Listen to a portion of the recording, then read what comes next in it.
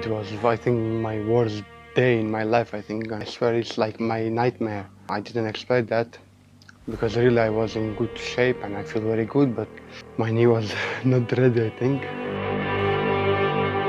Yeah, I remember it clearly. Yeah. I got the ball like a pass, did control the ball.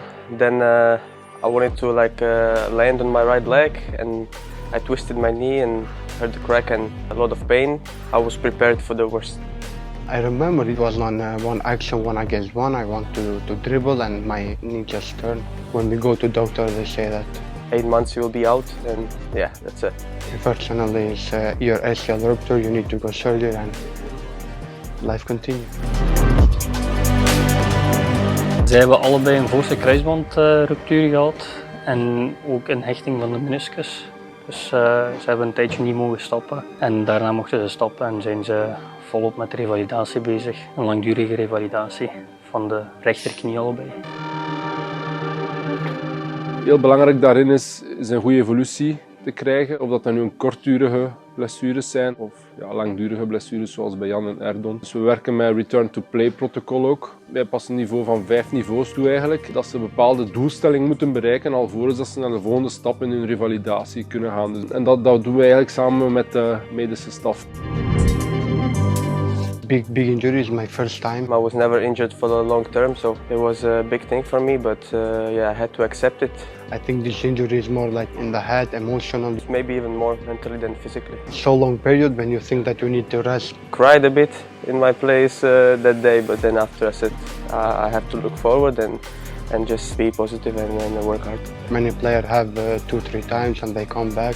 I need to work and to come back to let everything behind. You see the guys coming out for the trainings, for the games, and you have to be inside, you have to work every day in the gym, hard, tough sessions. I was emotional because first time was like this, a long injury. I also looked at in the positive way. For me, I had the time to work on my body to be strong, to get as fast as possible.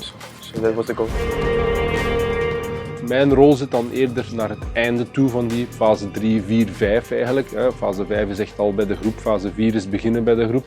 Dan begint mijn rol belangrijker te worden. In het begin is de rol eerder bij de kinesitherapeuten. En zo proberen we eigenlijk als team daar allemaal samen rond te werken.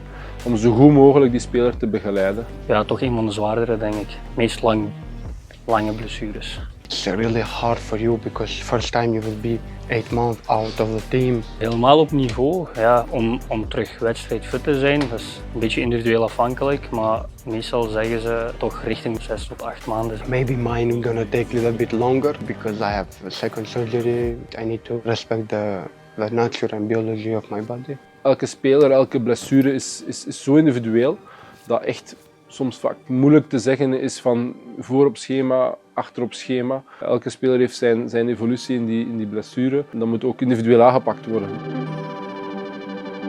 Het zijn vooral krachtoefeningen en dan is het vooral het herstellen van het loopvermogen en dergelijke. In samenspraak met Rutger. Veel springen, gelijk ze op de achtergrond bezig zijn.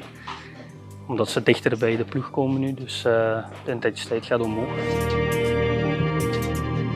I want to thank him because he really do more with me like a mental coach. I had a so hard period because I have also second surgery. With each other daily, and we push each other. When someone has a problem, we always wanted to help. I was not alone.